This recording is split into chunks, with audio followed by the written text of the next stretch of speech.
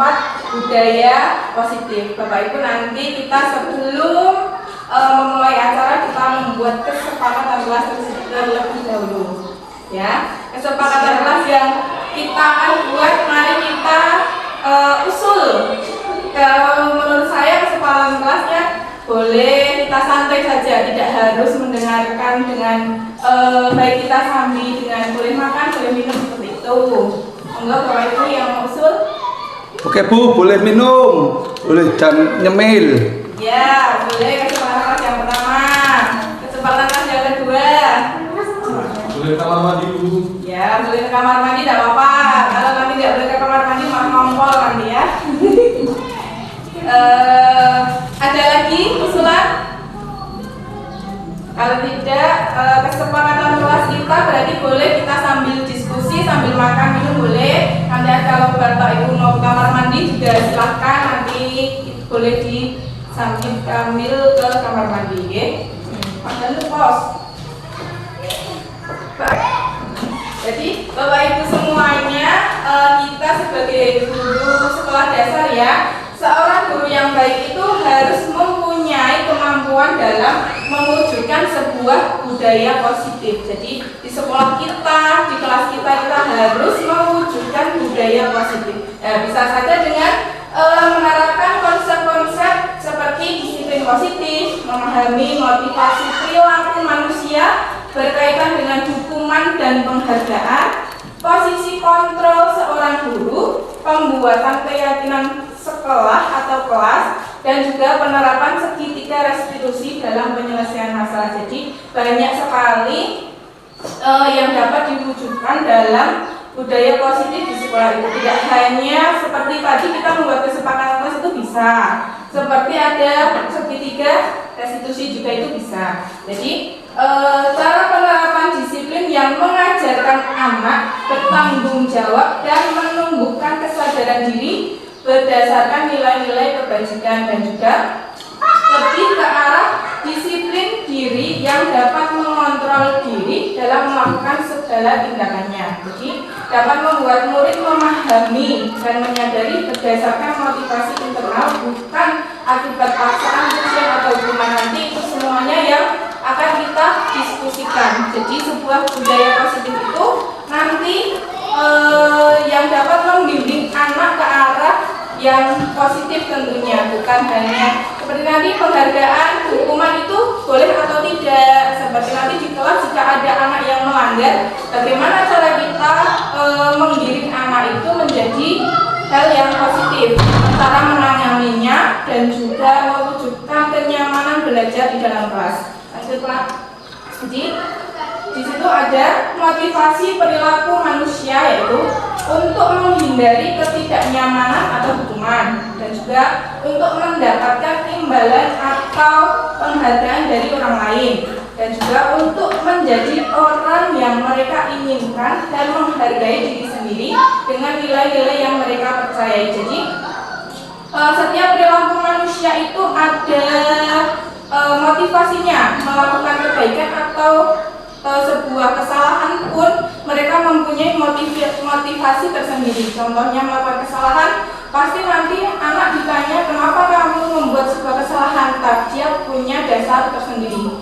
Kenapa kamu membuat sebuah prestasi pun mereka juga mempunyai motivasi dari dalam diri anak yang mendasari anak berbuat sebuah tindakan. Jadi di sini ada motivasi perilaku manusia, itu ada motivasi internal, jadi untuk menjadi orang yang mereka inginkan dan menghargai diri sendiri dengan nilai-nilai yang mereka percaya. Jadi motivasi yang datang dari dalam diri anak tersebut ya, motivasi internal. Jadi untuk menjadi orang yang mereka inginkan itu dari dalam diri. Jadi dan juga menghindari hukuman dan pemberian penghargaan berlebihan agar meminimalisir motivasi eksternal dan dalam diri murid. Jadi sebuah penghargaan atau kalau kita biasanya reward di dalam kelas kan ada hukuman, ada reward. Jadi kita itu boleh tidak menghukum, boleh tidak memberikan reward. Semuanya itu dilakukan dengan cara tidak berlebihan. Jadi memberikan sebuah hukuman atau memberikan sebuah penghargaan berlebihan itu nanti akan berdampak kepada motivasi siswa. Jadi nanti siswa mau piket kelas. Kalau yang piket kelas nanti dikasih hadiah sama guru seperti itu. Nanti jadi dia dorongan atau motivasinya bukan karena diri sendiri, saya memang berkewajiban piket, bukan dari itu, tapi karena nanti akan diberi sebuah penghargaan dari bapak atau ibu guru atau bahkan dari teman-temannya. Kamu nanti piket, saya nanti anggota yang lain tinggal membantu sedikit saja, nanti kamu tak jajaki seperti itu. Itu juga dari teman-temannya, dari bapak ibu guru. Nanti kamu yang belajar ranking 1 atau yang mendapat nilai 100 nanti dapat hadiah permen dari guru. Jadi dia mengejar permennya dengan cara mendapatkan nilai 100, bukan dengan saya itu memang harus belajar, saya itu harus mendapatkan nilai yang bagus, saya mendapatkan nilai yang sempurna dari dalam diri karena kesadaran, bukan, tetapi karena adanya sebuah penghargaan. Seperti dengan hukuman, anak-anak itu mematuhi, anak-anak mengikuti kesepakatan yang dibuat. Karena kalau tidak mengikuti sebuah kesepakatan nanti akan dihukum sama teman-temannya, akan dihukum sama pak guru atau bu guru. Jadi bagaimana kita seorang guru itu harus memotivasi perilaku manusia itu, kalau bisa motivasinya harus dari internal, dari dalam diri anak tersebut. Jadi dia mau berbuat positif atau negatif itu berdasarkan dari dalam diri anak tersebut sendiri. Jadi sebagai guru setidaknya kita tuh meminimalisir hukuman dan juga penghargaan. Jadi selama ini jika bapak ibu menghukum anak itu kira-kira boleh apa tidak? Kalau kita menghukum anak di dalam kelas itu boleh apa tidak bapak ibu? Tidak. Nah, kalau memberikan penghargaan boleh apa tidak? Boleh tapi tidak boleh sering tuh. Ya, boleh tapi tidak boleh sering. Ya, boleh seperti itu. Hukuman itu lebih tepatnya nanti bukan sebuah hukuman, jadi sebuah konsekuensi yang harus diterima karena anak tersebut mempunyai atau berbuat sesuatu. Contoh, dia membuang sampah di sembarangan tidak pada tempatnya. Konsekuensinya dia apa? Berarti mengambil sampah tersebut dan dibuang ke tempat sampah. Ya, kalau siswa tersebut setelah terlihat membuang sampah tidak pada tempatnya, terus kita menyuruh anak tersebut untuk membersihkan kamar mandi, itu sebuah hukuman, bukan sebuah konsekuensi yang harus diterima anak tersebut. Jadi hukuman itu sudah tidak dibenarkan lagi, tetapi anak tersebut harus bertanggung jawab, harus mempunyai rasa tanggung jawab atas segala perbuatan yang dia lakukan. Seperti itu ya Bapak Ibu. Dan juga penghargaan itu bukan tidak harus boleh 1 kali 2 kali penghargaan karena memang dapat memotivasi siswa, tapi jika berlebihan nanti dampaknya akan membuat siswa tersebut mengejar penghargaan bukan mengejar target yang benar. Seperti itu ya Bapak Ibu. Lanjut. Kata Mas Dani. Nah, Bapak Ibu semuanya, selanjutnya adalah itu ada posisi kontrol seorang guru. Jadi kita itu seorang guru kita mempunyai 5 posisi kontrol, kita golongkan menjadi 5. Ada penghukum, ada pembuat rasa bersalah, ada teman, ada pemantau, dan yang kelima itu manajer. Kira-kira dari kelima posisi kontrol seorang guru itu yang paling bagus yang mana? Enggak Bapak Ibu semuanya dari Indri. Yang paling bagus kira-kira yang mana dari posisi kontrol seorang guru kelima tersebut? Menurut saya itu yang manajer Bu, karena guru sebagai manajer itu bisa mengelola waktu pembelajaran dari awal sampai akhir, terus bisa mengelola sumber belajar, waktu organisasi kelas, dan bisa mengelola di dalam kelas. Ya, terima kasih Bu Indri. Kalau pendapatnya dari Pak Ashari, kira-kira posisi paling baik yang mana? Menurut saya di poin 2 ya, membuat rasa bersalah. Karena dalam siswa yang melakukan tindakan di luar tindakan yang seharusnya seperti tidak mengerjakan PR maupun berkelahi, guru dan murid bisa melakukan renungan akibat dampak yang bisa terjadi saat melakukan bertengkar seperti itu. Baik, terima kasih Pak Sari. Sekarang Bu Ambar. Kalau menurut saya itu yang guru sebagai pemantau utama, seorang guru harus menjaga kedisiplinan siswa dan mengatur jika siswa berbuat kesalahan, sehingga guru bisa memberikan hukuman atau dari akibat tersebut. Baik, terima kasih Mbak Ambar. Sekarang Bu Lili, posisi kontrol seorang guru yang paling menurut Bu Lili yang paling bagus atau sebaiknya dimiliki seorang guru yang mana? Teman itu kan bisa mendekat ke murid ya, tapi di situ juga ada dampak positif dan negatifnya bagi murid. Kalau kita terlalu Berjarak terlalu berjarak, nanti dikira gurunya galak atau gimana. Tapi kalau kita terlalu dekat dengan murid, nanti takutnya murid itu terlalu memanfaatkan kebaikan dari seorang guru itu. Terima kasih Bu Lili. Sekarang Bu Muslika, menurut Bu Muslika posisi kontrol seorang guru itu yang paling baik, yang definisi yang mana dari kelima tersebut? Menurut saya posisi kontrol seorang guru yang paling baik di ponis 1 ya di penghukum itu biar karena kita biasanya kalau pembunuh dihukum anak takut, padahal kata-kata penghukum itu untuk biar dia siswa yang salah itu punya rasa tanggung jawab dengan kesalahannya dia, apa yang sudah dia perbuat. Contohnya misalkan dia mengotori kelas, misalkan dia kan harus dihukum, misalkan dikasih hukuman menyapu biar dia mempunyai tanggung jawab sebagai seorang siswa kalau dia punya salah. Mungkin menurut saya seperti itu. Baik, terima kasih semuanya Bapak Ibu. Jadi dari kelima posisi kontrol seorang guru itu punya dasar masing-masing ya, punya alasan, punya dilakukan itu punya tujuan tertentu. Guru Bu Muslika seorang penghukum, katakannya seorang penghukum, tetapi juga mempunyai dasar yang baik supaya siswa mempunyai tanggung jawab. Seperti tadi guru itu memilih yang teman karena hubungan yang harmonis dapat mendekatkan bonding antara guru dan siswa. Kalau Bu Ambar tadi memilih yang pemantau ya, teman ya, supaya kita bisa memantau siswa.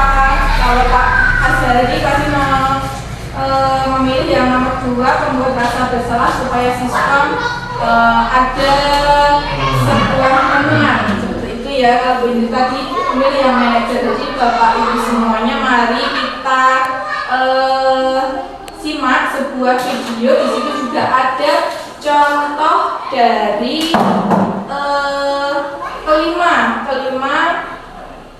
kelima posisi kontrol seorang guru tersebut. Jadi kira-kira nanti Bapak dan Ibu itu pilihannya sudah tepat atau belum, dan juga di sini ada contoh dari setiap poin dari 5 posisi kontrol tersebut tadi. Teman, ada juga contoh dari dialognya seperti itu. Bapak Ibu monggo disimak ya Bapak Ibu.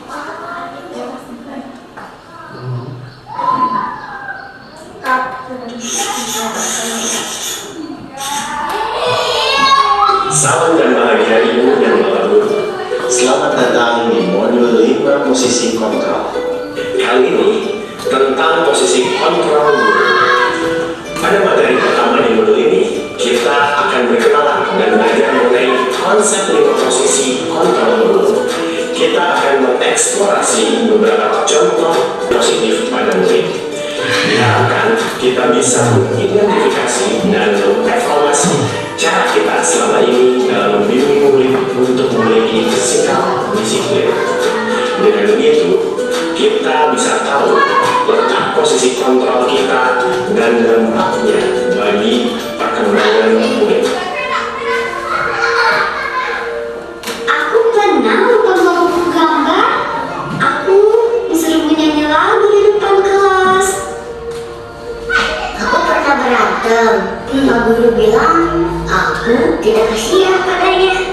Dia capek mengajari aku. Aku pernah tidak mengerjakan PR. Bu guru bilang tidak apa-apa. Aku dimaafin. Aku pernah salah memakai seragam. Sesuai peraturan, aku disuruh pulang. Tidak boleh balik sekolah. Aku mengejek guru.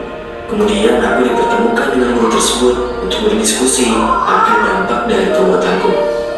Aku mengerti kesalahanku dan aku akan perbaiki.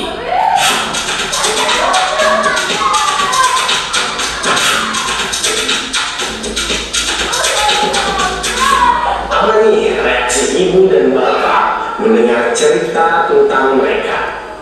Saat kita ingin membuat murid kita memiliki sikap disiplin, kita menggunakan beberapa cara yang berbeda untuk bisa mengontrol murid. Sebenarnya kontrol seperti apa sih yang bisa kita terapkan di kelas? Ibu dan bapak, sebelum kita masuk ke dalam 5 posisi kontrol, mari kita samakan dahulu persepsi tentang konsep disiplin. Selama ini, melekat sekali di benak kita bahwa disiplin sangat erat kaitannya dengan kontrol. Tetapi, apakah disiplin di sekolah itu maksudnya kita dapat mengontrol murid? Dr. William Meza membantu kita mengenali 4 fungsi kontrol yang mungkin kita yakini selama ini. Mari kita lihat tabel ini agar kita bisa meluruskan beberapa miskonsepsi tentang kontrol terhadap murid. Berikut tabel ilusi kontrol dan kenyataannya.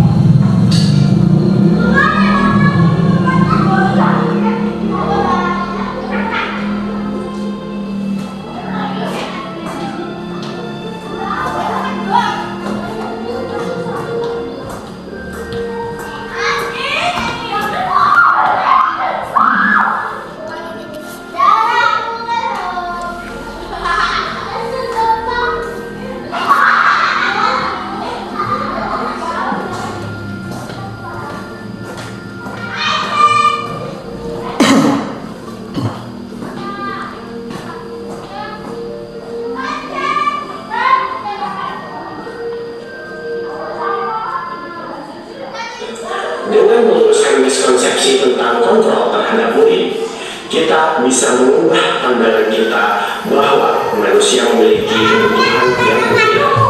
Kita juga memahami bahwa setiap orang memiliki gambaran dan pandangan yang berbeda tentang segala hal.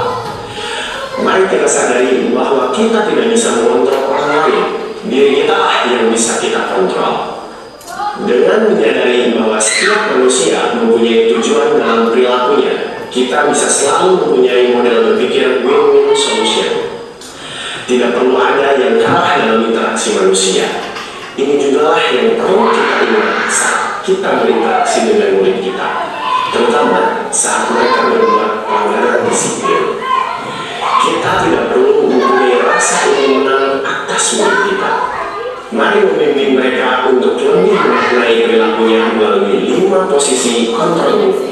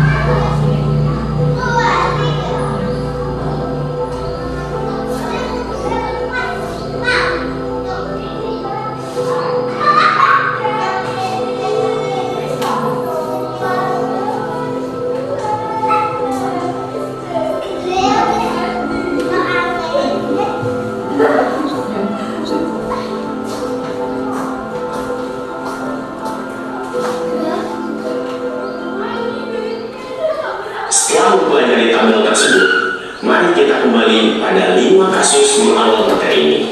Posisi kontrol guru manakah yang ada di setiap kasus? Yuk kita lihat. Pada murid 1, kita melihat bagaimana murid ini membawa buku gambar dan disuruh bernyanyi. Ini merupakan bentuk hukuman. Tidak adanya korelasi antara sanksi dan kesalahannya, hanya membuat murid menjadi takut dan malu. Apalagi jika terjadi di jenjang PAUD, maka murid akan menjadi trauma untuk kembali ke sekolah. Posisi dalam kasus ini adalah penghukum. Pada murid 2, guru meminta simpati dari murid. Dia meminta murid untuk mengasihaninya. Posisi ini adalah membuat rasa bersalah. Murid menjadi lemah, tidak percaya diri, dan mempunyai krisis identitas. Pada murid ketiga, saat murid tidak mengerjakan PR, gurunya memaafkan dan membiarkannya. Apakah muridnya belajar akan kesalahannya? Tidak. Posisi kontrol ini adalah teman. Murid akan menjadi nyaman dan menjadi ketergantungan akan dukungan dari kita. Pada murid keempat, guru menerapkan sanksi sesuai aturan sekolah. Murid salah memakai seragam, peraturannya adalah pulang, sehingga murid tidak sekolah di hari itu. Posisi ini adalah posisi pemantau. Murid melakukan konsekuensi sesuai peraturan. Pada murid kelima, posisi guru adalah manajer. Karena murid diberikan ruang diskusi, diajak untuk mengenali kesalahannya, dan dia belajar dari kesalahannya agar tidak diulang kembali. Kelima posisi kontrol ini menggambarkan tipe dan cara kita dalam menerapkan disiplin di kelas. Dengan mengetahui kelima posisi kontrol tersebut, maka kita bisa mengerti posisi kontrol yang tepat untuk mendukung proses restitusi di kelas.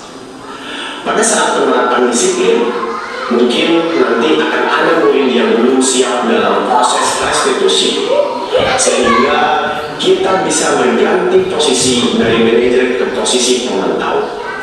Ini tidak masalah dan diperbolehkan. Ibu dan Bapak Guru, mari kita evaluasi kembali saat ini kita lebih sering berada dalam posisi kontrol guru yang mana. Setiap posisi kontrol memiliki dampak yang berbeda bagi murid. Dengan melihat tabel tadi, sekali lagi, mari kita pikirkan kembali dampak masing-masing posisi tersebut dalam pembentukan disiplin diri murid kita. Tentunya kita ingin setiap proses pendisiplinan yang kita terapkan bermakna bagi perkembangan positif murid. Lalu, seperti apakah posisi terbaik untuk membantu murid melakukan restitusi? Kita akan pelajari dampak dan contohnya lebih lanjut pada materi selanjutnya ya. Sebelum kita mengakhiri sesi ini, mari kita melihat sekali lagi ke dalam diri.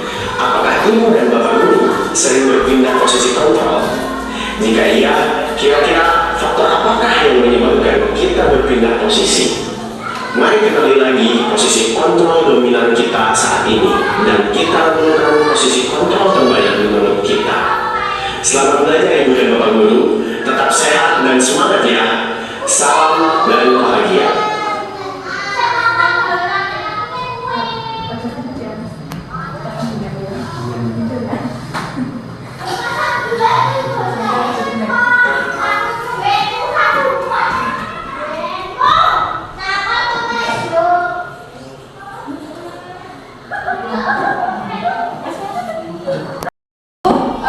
Sudah menyaksikan video tadi ya, boleh disambil makan dulu, boleh minum karena kesepakatan kelas kita tadi boleh makan, boleh minum. Bapak ibu yang mau ke kamar mandi juga silahkan, dipersilahkan. Kita santai saja. Setelah ini kita nanti lanjutkan lagi ya bapak ibu ya. Bapak ibu tadi sudah menyaksikan video. Di situ ada 5 posisi kontrol beserta dengan contoh perilaku atau perbuatan yang kita lakukan jika kita menjadi seorang pemantau, jika kita seorang guru yang memiliki posisi kontrol sebagai teman, dan juga membuat rasa bersalah, dan juga manajer ataupun penghukum. Tadi kelima-limanya sudah ada di pembahasan di dalam video ya Bapak Ibu. Semua Bapak Ibu pernah tidak kelima-lima posisi kontrol tersebut pernah tidak, atau salah satu atau salah dua tidak bisa kelimanya, pernah Bapak Ibu alami ketika mengajar selama ini? Gitu. Bu Indri sudah mengajar berapa tahun Bu Indri? 5 tahun. 5 tahun. Kalau Pak Ashari ini 2 bulan. 2 bulan. Baru sabar ya. Sabar, kakak ya. 20 tahun. Bu Lili 10 bulan. 10 tahun. Namanya 10 bulan namanya. Kalau Bapak Srika 20 tahun sama-sama. Pak Khair 1 tahun. 1 tahun, munculnya 5 tahun. boleh bohong ya Pak Guru ya. 1 tahun. Ada yang 20 tahun, ada yang baru 2 bulan, ada 10 tahun, 5 tahun. Pasti Bapak Ibu pernah sekali atau 2 kali menempati posisi kontrol sebagai entah pemarah, entah pembuat rasa bersalah, teman, pemantau, ataupun seorang manajer. Jadi Bapak Ibu, kita refleksi saja. Saya tidak akan kapan pernah jadi pemarah, kapan pernah menjadi rasa bersalah. Pasti kelima-limanya pernah dialami nggih. Kecuali Pak Ashari guru baru, pasti mungkin belum kelimanya, baru entah 1 apa 2 gitu ya. Sudah ada pembantu sudah siapkan itu Bu. Kalau guru hebat ya Pak Ashari ya, dari 2 bulan. Pernah tidak Bapak Ibu mengalami 1 atau 2 atau bahkan kesemuanya posisi kontrol seorang guru? Pernah atau belum Bapak Ibu? Mungkin ya. Pernah. Kira-kira yang paling sering yang mana, buat refleksi saja, yang paling sering itu yang mana? Kalau saya itu kayaknya paling sering jadi teman nih, saya akrab dengan anak gitu. Kalau Pak Ashari baru 2 bulan, saya baru 1 nih, saya sebagai seorang yang pembuat rasa bersalah atau pemarah atau manajer atau punya pengalaman dengan kejadian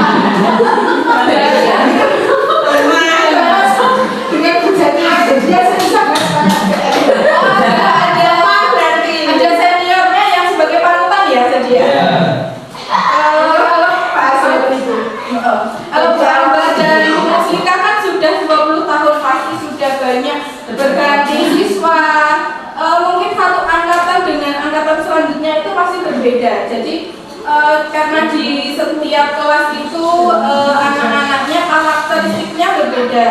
Dalam satu kelas apalagi beda angkatan, beda tahun pelajaran. Jadi bisa saja sebuah posisi kontrol itu berubah dari seorang pemarah, besok hari lagi ganti menjadi seorang manajer. Besok kita melakukan posisi kontrol yang manajer, besoknya lagi kita menjadi seorang teman. Jadi setiap hari itu bisa berubah.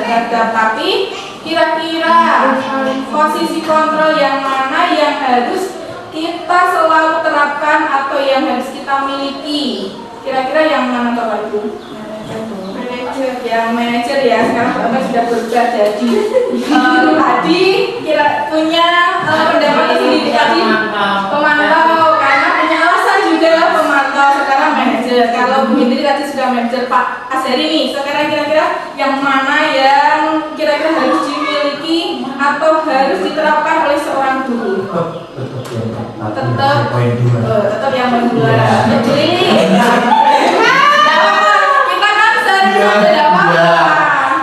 Tidak ada yang benar, tidak ada yang salah. Kalau Lili, tadi kan seorang teman, setelah menyaksikan video, setelah kita berefleksi, kita melihat kembali posisi mana yang pernah kita lakukan, didukung dengan sebuah video tadi, kira-kira posisi yang mana yang paling baiklah atau yang paling harus dimiliki seorang guru yang mana? Bu Lili dan Bu Muslika. Mungkin yang manajer ya. Yang manajer sudah diganti ya. Ya, sudah diganti. Tadi seorang hukum ya. Tadi seorang hukum. Boleh ini ada sesi tanya-tanya boleh. Kan tadi seorang penghukum berubah menjadi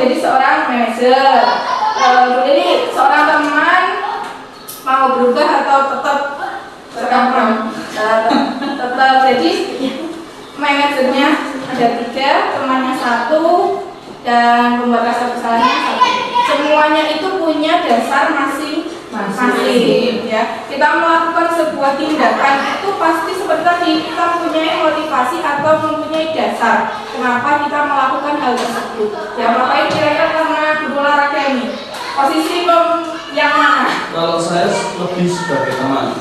Sebagai teman. Olahraga itu biasanya dekat dengan murid. Oh, dekat murid. Jangan dekat dengan murid, Pak. Dekat yang agak tinggian dikit lah. Aku jalan murid SD. Dekatnya dengan yang sudah kuliah atau SMA enggak apa-apa. Dengan teman ya, karena guru olahraga itu biasanya guru yang paling jadi favorit ya. Kalau guru kelas suka marah-marah, suka bagaimana. Ternyata Bapak Ibu semuanya, kita kelima posisi kontrol tadi juga selalu kita laksanakan di dalam pembelajaran, di dalam sekolah. Setiap harinya berubah, bisa saja berubah. Tetapi kalau menurut saya posisi kontrol seorang guru yang paling baik itu next, masih next. Yaitu seorang manajer. Posisi kontrol seorang guru sebaiknya sebagai seorang manajer ya, karena guru berbuat sesuatu bersama murid, mempersilahkan murid mempertanggungjawabkan perilakunya dan mendukung murid agar dapat menemukan solusi atas permasalahannya sendiri. Jadi di sini kita sebetulnya seorang manajer itu memasukkan seperti poin yang pertama, guru berbuat sesuatu bersama murid, itu juga bisa masuk ke dalam posisi kontrol yang teman, karena guru bersama murid. Di situ bisa dua, yang pembuat rasa bersalah, bisa juga sebagai teman. Terus guru mempersilahkan murid mempertanggungjawabkan perilakunya dan tadi di situ juga ada poin 1, mempertanggungjawabkan perilakunya seperti penghukum tadi. Dia tidak tiket, dia tidak melaksanakan kewajiban atau melaksanakan kesepakatan kelas, dihukum dan itu mempertanggungjawabkan perilakunya.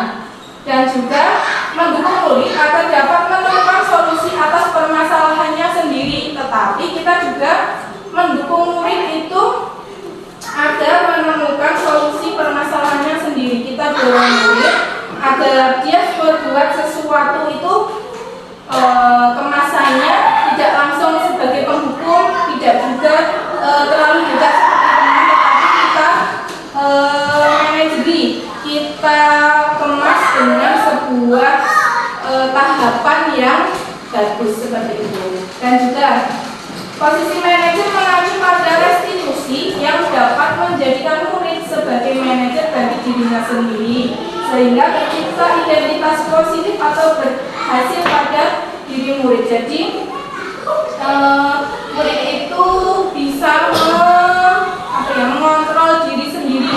Kalau tadi sudah kita arahkan untuk bertanggung jawab atas perbuatannya, terus kita juga sudah mengetahui murid itu mencapai sebuah solusi berdasarkan sebuah proses yang kita bimbing. Jadi mereka itu pada akhirnya bisa tercipta sebuah identitas positifnya itu dari diri siswa tersebut. Seperti itu Bapak Ibu. Kayaknya Bapak Ibu kita sudah setengah perjalanan ya Bapak Ibu, supaya kita tidak ngantuk karena sudah jam segini. Bapak Ibu silahkan untuk berdiri. Maaf ya Bapak Ibu. Kalau jadi dulu Pak Tohir, karena Pak Guru olahraga silahkan mendampingi saya di sini.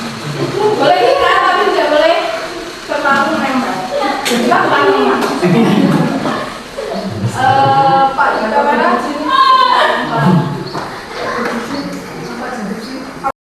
Ya Bapak Ibu, saya minta bantuan Pak Tohir yang Guru olahraga geraknya lebih gesit seperti itu ya Bapak Ibu. Masih muda.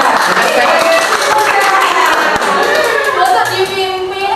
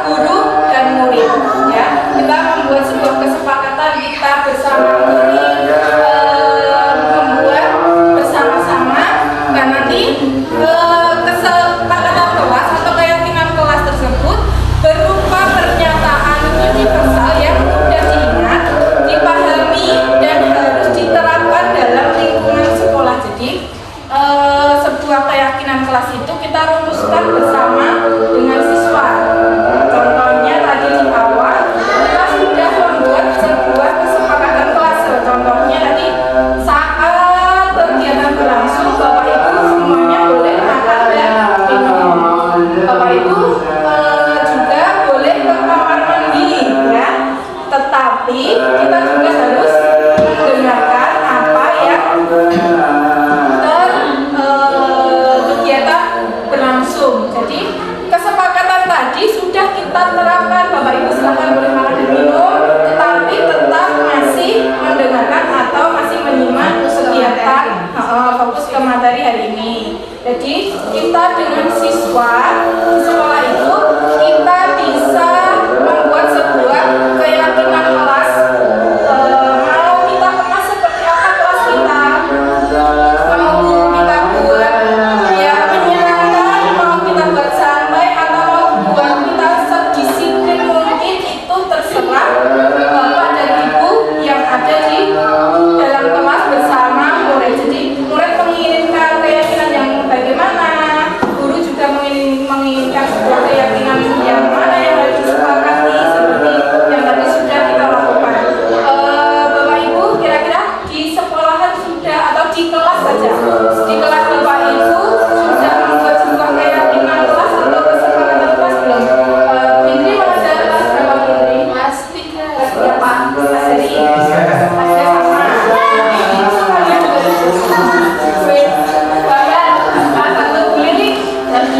Kelas Muslika, kelas 4, Pak Toyib kelas? Semua kelas. Semua kelas, hebat nih kita mengajar satu kelas Pak Toyib semuanya diajar ya. Kalau kita ya di kelas yang masing-masing, Bapak Ibu pernah tidak membuat sebuah keyakinan bersama siswa? Sudah pernah atau belum? Keyakinan keyakinan sama. Sudah pernah ya. Contohnya anak semuanya baik. Di sini guru mau menciptakan sebuah keyakinan kelas yang tujuannya untuk membuat kelas kita menjadi nyaman, aman untuk semuanya, untuk kelas kita, untuk suasana kelas kita ya. Kita akan membuat sebuah keyakinan kelas atau kesepakatan kelas yang nantinya digunakan untuk mendisiplinkan kita selama di dalam kelas. Kita buat bersama-sama, kita berdiskusi bersama. Siapa yang punya ide boleh angkat tangan ya. Siapa yang mau perkenalan dulu? Ya Mbak Sila, apa Mbak Sila? Tidak boleh. Ya baik, tak tulis ya. Tidak boleh buang sampah sembarangan. Yang kedua, siapa lagi? Mas Akbar, ya Mas Akbar. Jika tidak masuk sekolah harus membuat surat izin. Jika tidak masuk sekolah harus membuat surat izin. Ya. Jika tidak masuk sekolah membuat surat izin. Yang ketiga, siapa lagi? Ya Mas Ati. Mengerjakan PR dengan baik. Mengerjakan PR ya. Mengerjakan PR dengan baik. Yang keempat siapa lagi? Mbak Sisil. Melaksanakan piket kelas dan menjaga kebersihan. Melaksanakan piket kelas dan menjaga kebersihan. Bagus.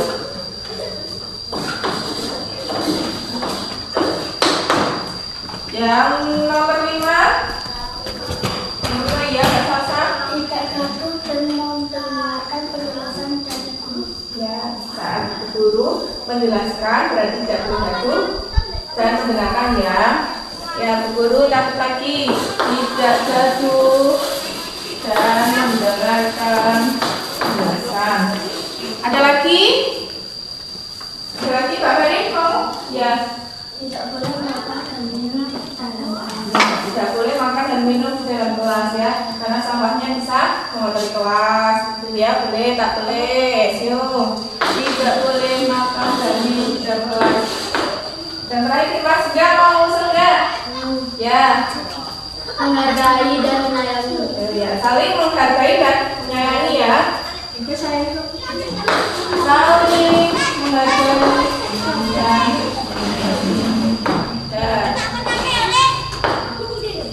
sudah ada berarti satu orang atau satu ya, sudah ada berapa toh? Ya tadi dari kalian semua usulannya bagus semuanya. Jadi mau kita sepakati. Kalau yang tidak setuju bilang saja Bu, saya tidak setuju dengan yang nomor 1. Rasanya apa? Kalau setuju berarti mari kita buat menjadi sepakatan kelas ya. Yang nomor 1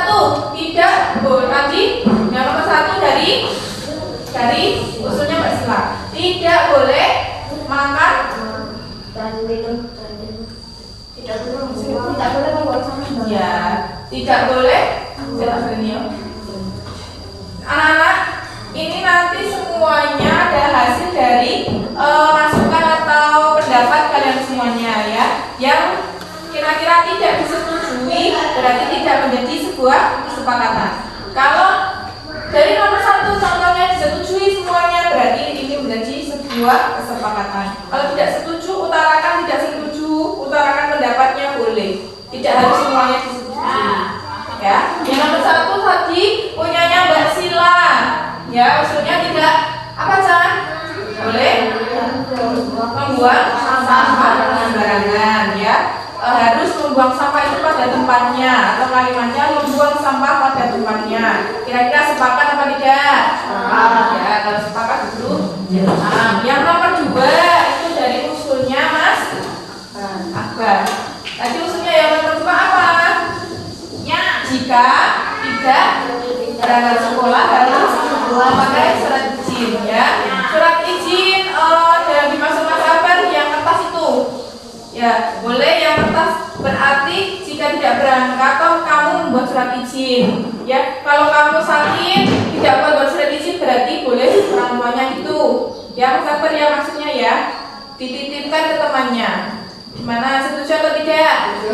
Kalau setuju ya guru tentang juga ya.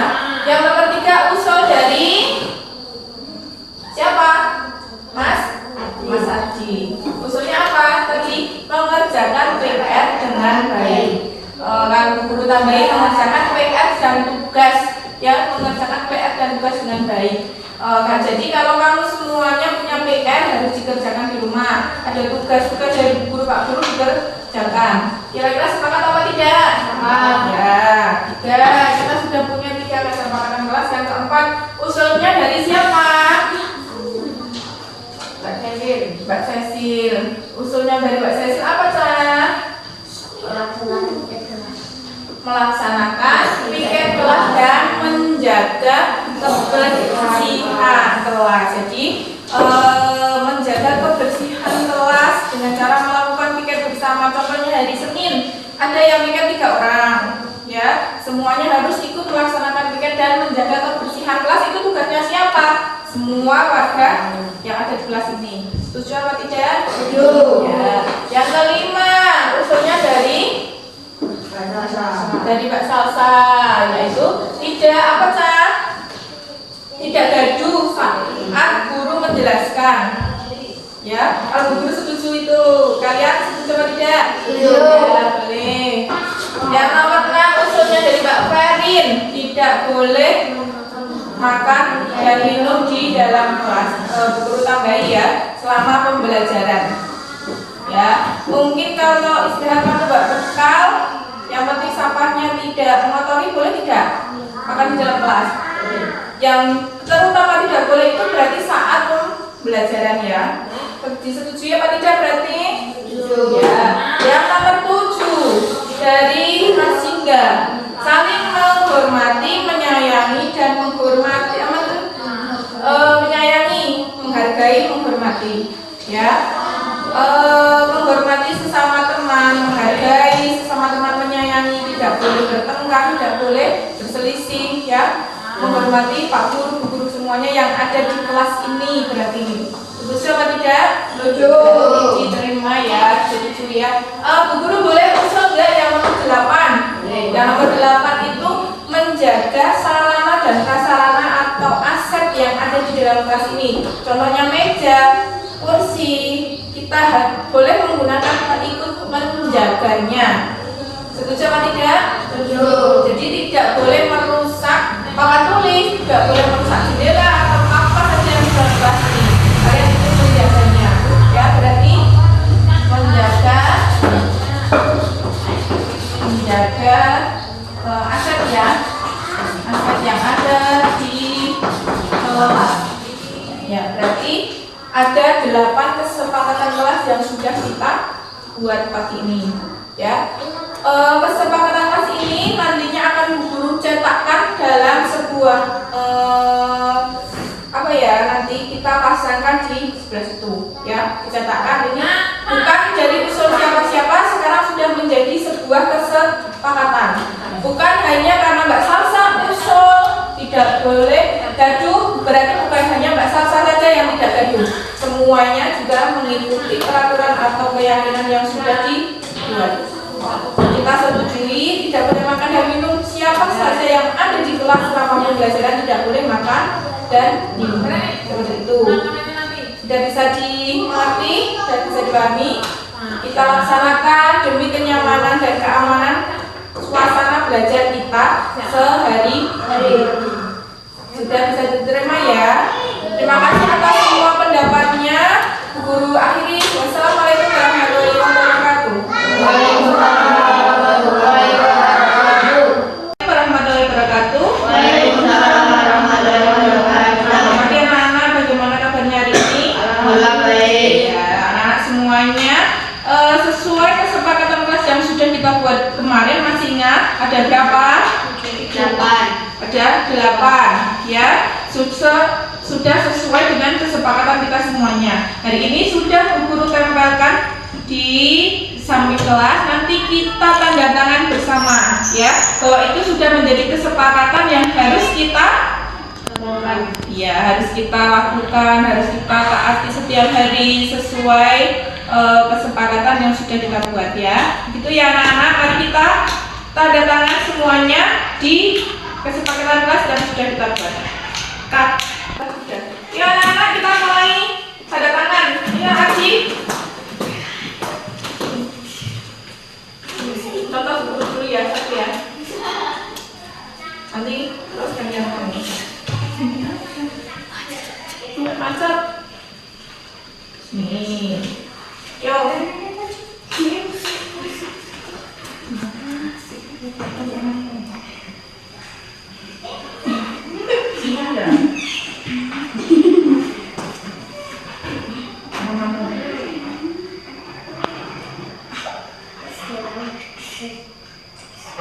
Yo, kamu pin. Sini dulu, pin ya apa-apa.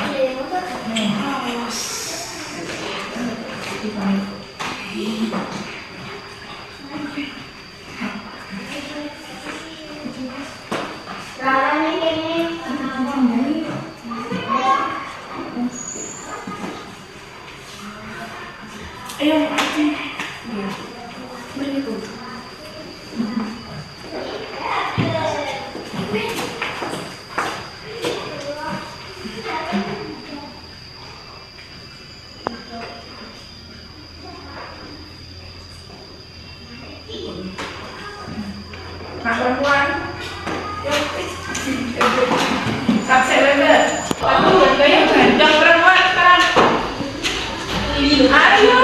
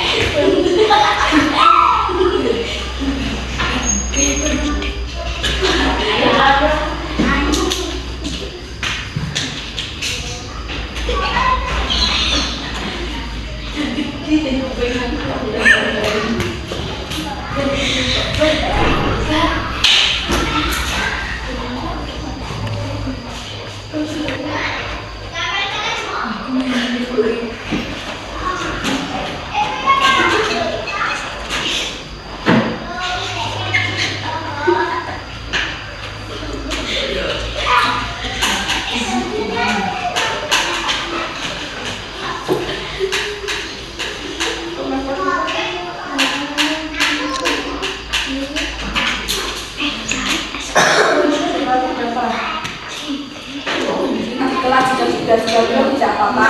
Nanti kita belajar berdiskusi bersama bagaimana cara membuat kesepakatan kelas yang baik atau membuat keyakinan kelas atau bahkan keyakinan sekolah yang baik seperti itu. Pak Asari baru 2 bulan nih mengajar kelas 3, berarti tidak full dari tahun ajaran pertama ya, berarti ya. Kira-kira kelas Pak Asari itu yang dulunya sudah ada kesepakatan kelas atau belum? Belum ada. Terus dilanjutkan oleh Pak Sari diadakan keyakinan kelas atau belum? Sudah. Sudah ada. Contohnya Menghargai teman saat berbicara. menghargai temannya saat berbicara. Apalagi kalau gurunya yang depan ya akan dihargai. Kalau gambar sudah atau belum gambar di kelas 1 sudah contohnya. Contohnya tidak terima sama di sembarangan. Karena kelas 1 itu masih kelas 1 itu masih sering seenaknya sendiri ya, dibuat keyakinan kelas membuang sampah pada tempatnya ya, berarti ya bagus sekali bagi saya bisa mencontohnya. Jadi kelas 2 sudah pernah menerapkan atau belum Lili? Sudah. Contohnya Untuk kesepakatan yaitu bila tidak berangkat sekolah harus ada surat izin. Kalau tidak berarti dia jika tidak berangkat harus membuat surat izin ya, supaya gurunya tidak khawatir ini siswa saya di mana, kalau berangkat sekolah dari rumah itu berangkat apa tidak, di jalan sampai sekolah apa tidak, harus buat surat izin ya. Kalau surat izin sudah dari rumah pasti anak ini entah apapun alasannya sudah orang tua tahu. Orang tahu sudah tahu. Kalau Bu Muslika sudah 20 tahun sekarang mengajar di kelas 4. Sudah pernah membuat keyakinan kelas? Sudah. Contohnya satu. Contohnya itu misalkan tidak boleh mencoret-coret tembok.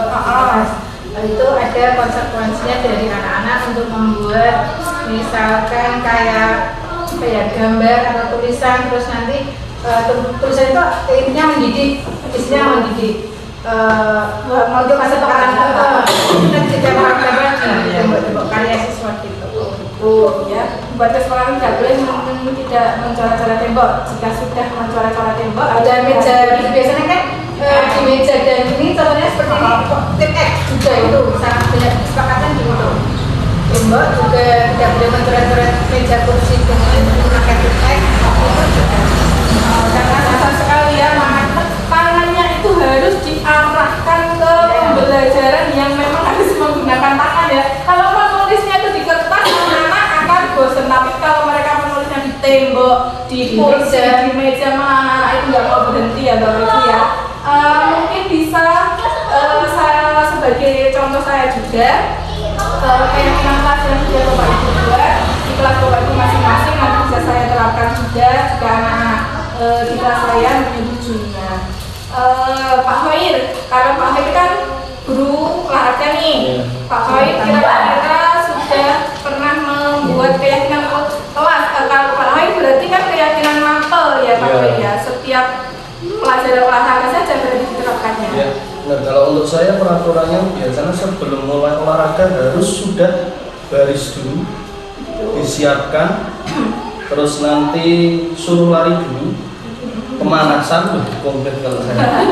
Kalau tidak mengikuti ya nanti kalian tidak olahraga. Itu udah disepakati ya. Berarti biar anak-anak disiplin ya Pak Hoir. Biasanya itu Pak Hoir kan ada yang memimpin pasti ya saat berbaris ya. Itu biasanya Pak Hoir yang tunjuk apa anak-anak bergantian atau kepala sekolah atau kelasnya. Kalau untuk olahraga biasanya bergantian, jadi sesuai absen. Jadi dari absen 1, jadi membiasakan anak untuk jadi pemimpin di depan.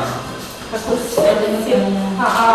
Berarti jika Pak Hoir jamnya Pak Hoir nih olahraga, terus anak-anak sudah siap baris, mereka sudah pemanasan, nanti tinggal Pak Hoir memimpin pembelajarannya seperti itu ya Pak Hoir. Bapak Ibu guru hebat semuanya, saya malah bisa belajar dengan Bapak Ibu guru yang sudah menerapkan keyakinan di dalam cerita saja nih. Saya kemarin membuat sebuah kesepakatan kelas di kelas ini ada 8, itu kita dari usulan karena murid saya hanya 7 dan yang ke-8 itu saya. kita alhamdulillah satu anak itu mengusulkan sebuah keyakinan.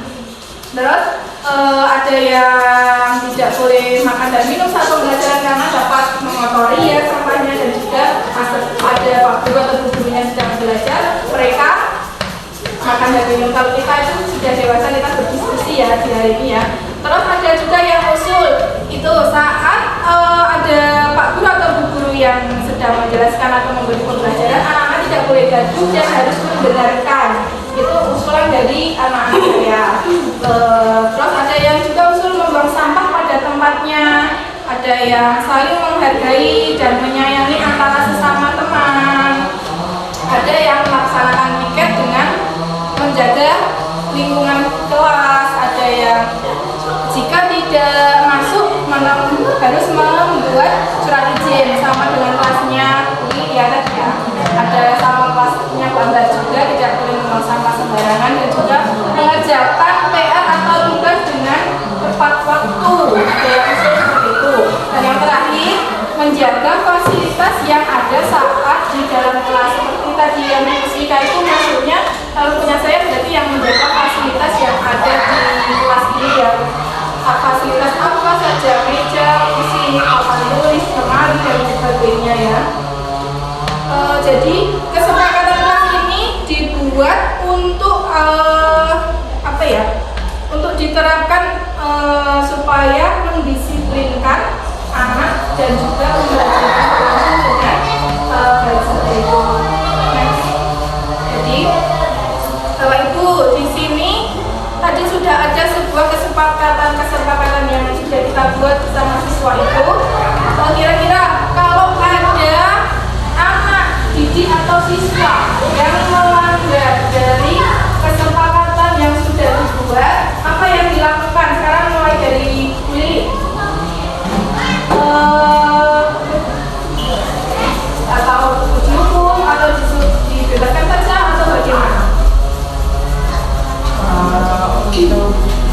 Tadi kan boleh membuat surat izin ya, contohnya jika ada anak yang tidak berangkat, terus dia tidak menyertakan surat izin, biasanya boleh diperbuatan boleh atau apa yang dia beri. Untuk itu pas dia berangkat ditanya kenapa kemarin tidak berangkat seperti itu, apakah dia sakit atau pergi atau memang hanya di rumah saja, untuk apa? Untuk mencari kejelasan dari kenapa dia tidak berangkat seperti itu. Misalnya kalau dia tidak berangkat karena sakit, ya bilang harus ada surat izin seperti itu, biar orang tuanya juga memperhatikan keadaan.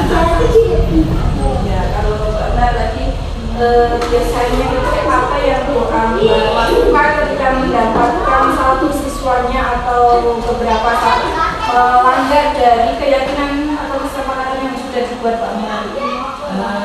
Siswa diberi penjelasan tidak mengulangi dan bisa menjaga disiplin.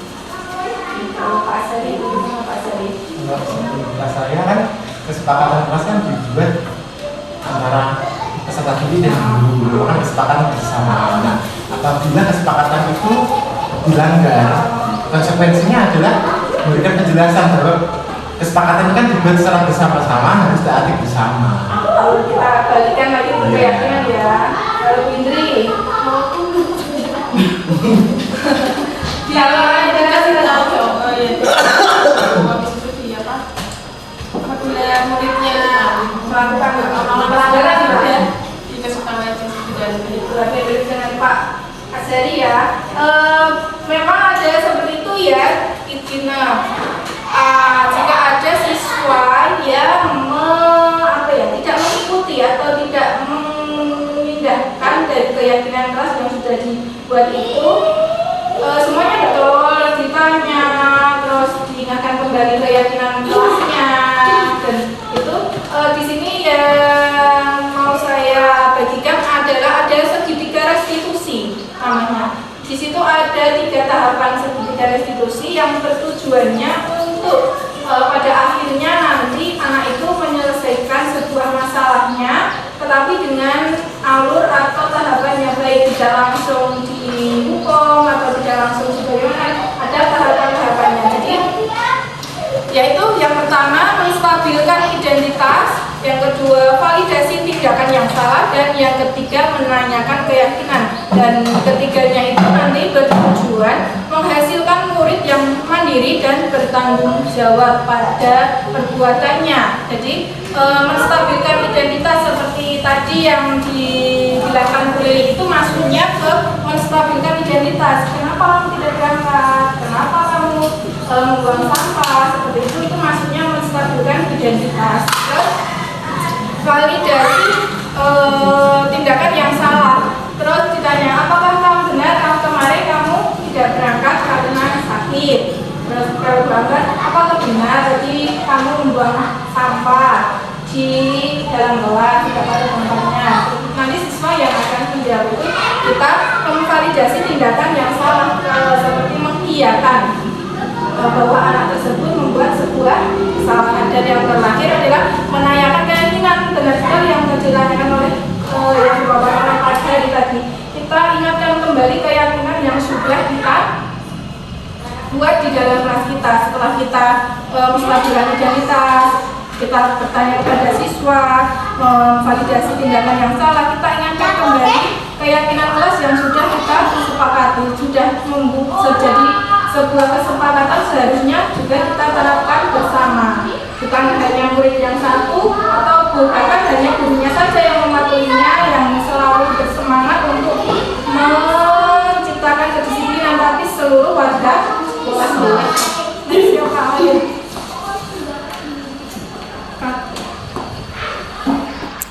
Tadi segitiga restitusi itu ada 3 tahapan ya: menstabilkan kelas, validasi tindakan yang salah, dan menanyakan keyakinan. Jadi Bapak Ibu tadi sudah menstabilkan kelas, menstabilkan identitas tadi. Mari kita bagaimana ya? Kita berdiskusi atau sharing. Calon nanti Bapak itu siapa? Seandainya saya yang membuat salah kesalahan nih. Tadi kita sudah membuat kesepakatan kelas, sudah membuat keyakinan kelas bersama. Contohnya saya adalah siswa yang melanggar atau tidak mengindahkan sebuah keyakinan kelas yang sudah dibuat. Contohnya saya membuang sampah nih. Kira-kira nanti bagian mana yang menstabilkan identitas, bagian mana yang validasi tindakan yang salah, dan bagaimana yang menanyakan keyakinan. Seperti itu ya Bapak Ibu ya. Satu dipahami? Contohnya saya yang salah nih. Nanti terus Bapak Ibu nih Bu Indri aja, Bu Indri mau nama tadi, mau yang mana kira-kira, mau yang menstabilkan, validasi, atau yang menanyakan? Menstabilkan. Yang pertama ya Pak Azari. Menanyakan keyakinan. Ya, yang ketiga ya tadi ya Bu Ambar. Validasi nanti yang selanjutnya gantian dulu ya. Saya yang silahkan berdiskusi dulu ya apa-apa. Nanti satuannya saya itu melanggar sebuah keyakinan kelas dengan cara saya membuang sampah tidak pada tempatnya. Silakan Bapak Ibu boleh berdiskusi dulu kira-kira kalimat yang mana yang akan disampaikan kepada saya jika saya membuat sebuah pelanggaran.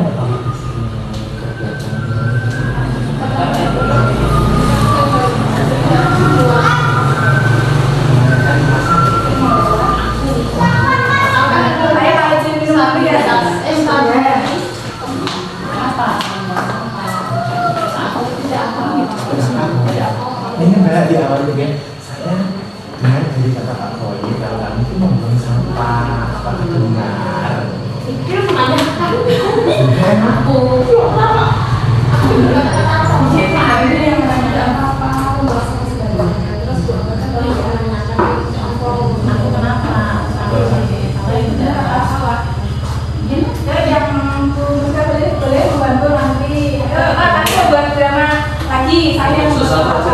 saya silakan berdiskusi dulu ya. Oke, nanti saya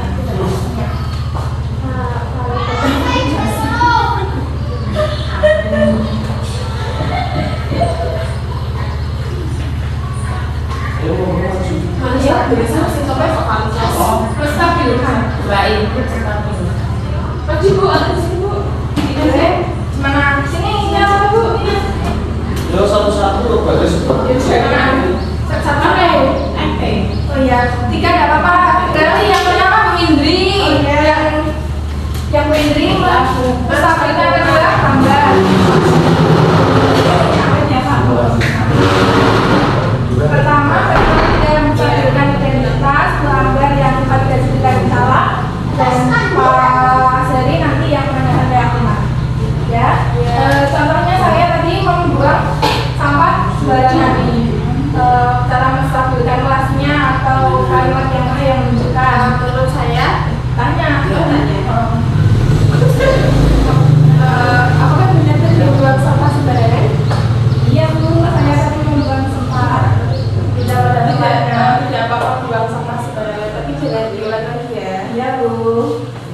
habis lebaran. Yes. Kenapa kamu membuang sampah? Karena saya tidak sengaja, Bu. Tadi saya tuh mau lempar di tempat sampahnya, ternyata lewat loncat-loncat gitu, Bu. Jadi tidak pada tempatnya, tapi karena keburu masuk, jadi saya langsung tadi gagal ambil, saya masuk ke dalam kelas, jadi sampahnya tidak masuk di dalam tempat sampah, jadi saya langsung kabur gitu. Nanti harus hati-hati sama itu ya, karena buang sampah akibatnya apa? Bisa membawa kelas, bisa membawa sekolahan, bisa menyebabkan tersebut tidak mungkin. Ya Bu, ya Bu. Sudah Pak? Sudah Pak Asari? Coba diingat lagi Ulu dan teman-teman dan Pak Guru waktu membuat kesepakatan kelas. Nah, kesepakatan itu kan sudah disepakati sama-sama. Nah, kesepakatan itu harus ditaati secara bersama-sama, bukan saya saja maupun Umi saja, tetapi seluruh warga kelas. Iya Pak, baik Pak. Terima kasih Bu Indri, Pak Bia dan Pak Asari, silahkan boleh duduk kembali. Oh begitu. Ya gitu. Ya, jadi ada 3 tahapan ya. Jadi jika ada 1 anak atau 2 anak yang melanggar atau tidak memindahkan keyakinan kelas yang sudah dibuat, itu tahapannya ada menstabilkan identitas tadi seperti yang disampaikan oleh Bu Indri. Kita tanya dulu, kita baik-baik dulu lah, intinya seperti itu. Kamu tadi berangkat sekolah diantar siapa nih? Gitu. Terus kamu sudah sarapan belum pas berangkat sekolah? Gitu. Terus ditanya, tadi Bu Guru dengar apa Bu Guru melihat kamu membuang sampah tidak pada tempatnya ya? Terus mesti anak jawab ya, gitu kan. Terus pada tahapan validasi tindakan yang salah itu kita tanyakan, apakah benar tadi kamu membuang sampah tidak pada tempatnya? Benar Bu. Terus kita tanyakan, kenapa kamu kok membuang sampah tidak pada tempatnya? Seperti tadi alasannya kan karena terburu-buru mau masuk ya, anak-anak jajan mau buang sampahnya dilempar tapi tidak masuk ke dalam tempat sampah.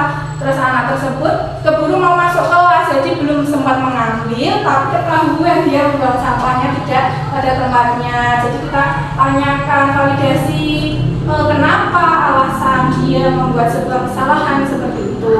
Dan yang Pak Asari tadi itu menanyakan keyakinan, kami tanyakan kembali, padahal membuang sampah itu sudah ada kesepakatannya, kita harus membuang sampah pada tempatnya, tidak boleh sembarangan. Kita ingatkan kembali bahwa itu harus dipatuhi bersama. Seperti itu ya Bapak Ibu. Ada kira-kira yang mau ditanyakan atau belum dipahami, atau saya sharing aja kira-kira ada yang kurang atau bagaimana Bapak Ibu?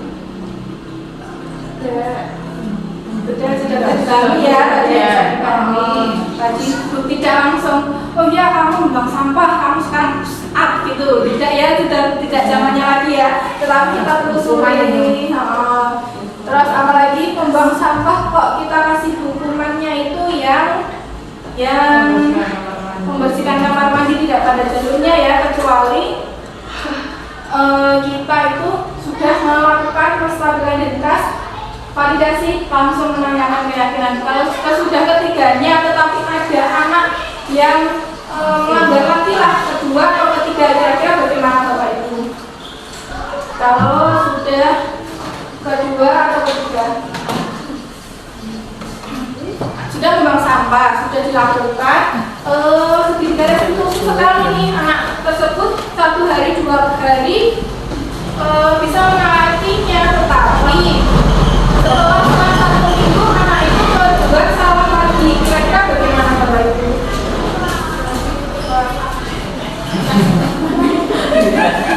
Berarti ya bahwa itu sebuah gini, berarti kita tetap harus melaksanakan tahapan ketiga restitusi tersebut, karena kadang anak hilang, kadang anak tadi membuang sampahnya tidak sengaja,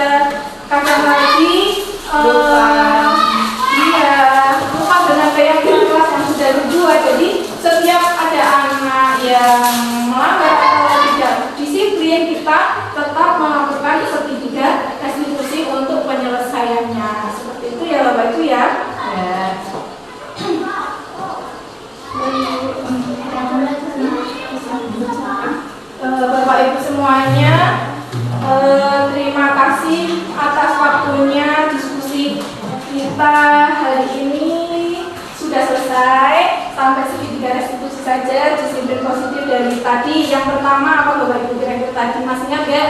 Kita hari ini. Yang pertama ada apa saja Bapak Ibu? Boleh dibalik lagi. Disiplin positif ya Bapak Ibu. Disiplin positif itu ada banyak. Paling naik lagi.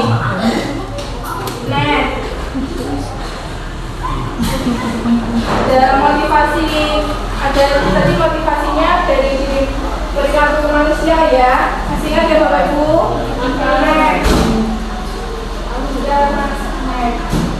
Ada kontrol, ada motivasi dan juga ada keyakinan kelas dan juga ada sertifikat ya Bapak Ibu. Disiplin positif itu motivasi perilaku manusia, posisi kontrol dan juga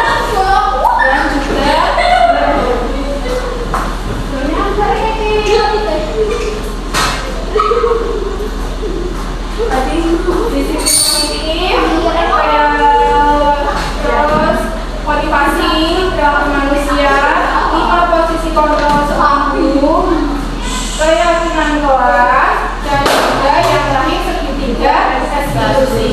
Jadi setidaknya apa yang kita dapat hari ini bisa kita terapkan dalam pembelajaran atau dalam kelas kita. Akan lebih baik jika kita terapkan ke dalam sekolah kita indahkan kepada guru yang lain. Sebagai contoh kita pastinya harus sudah menerapkan dulu ya Bapak Ibu, baru kita memberi contoh kepada yang lain. Terima kasih banyak waktunya. Saya maaf jika terdapat banyak salah, masih ada kekurangan. Kita belajar bersama, nanti saya saling mengingatkan ya Bapak Ibu ya. Terima kasih. Assalamualaikum warahmatullahi wabarakatuh.